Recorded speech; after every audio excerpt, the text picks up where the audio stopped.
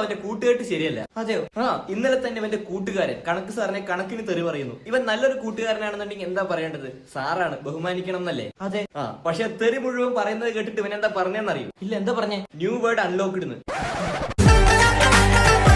പിന്നെ അവന്റെ കൂട്ടുകാരൻ മാത്രമല്ല, ഇവനും ഒടുക്കത്തെ തെറി. എവിടെന്നാ ഈ ശീലം കിട്ടിയെന്ന് അറിയില്ല.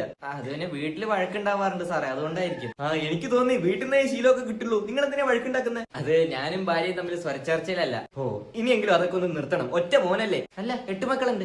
സ്വരച്ചേർച്ചയിലല്ലാന്ന് പറഞ്ഞു. സ്വരം ചേരാത്തുള്ളൂ.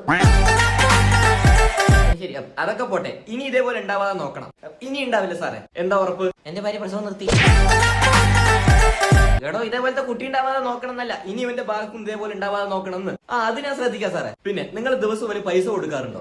ഞാനൊരു 100 രൂപ ബിസ്ക്കറ്റ് വാങ്ങിക്കാനെന്ന് പറഞ്ഞിട്ട് കൊടുക്കാറുണ്ട്. ആ പൈസക്ക് ഇവൻ ലഹരി പദാർത്ഥമായ കൂൾ വാങ്ങി വെക്കുന്നുണ്ട്. അയ്യോ, അടിക്കേണ്ട, പറഞ്ഞു മനസ്സിലാക്കിയാൽ മതി. ഇല്ല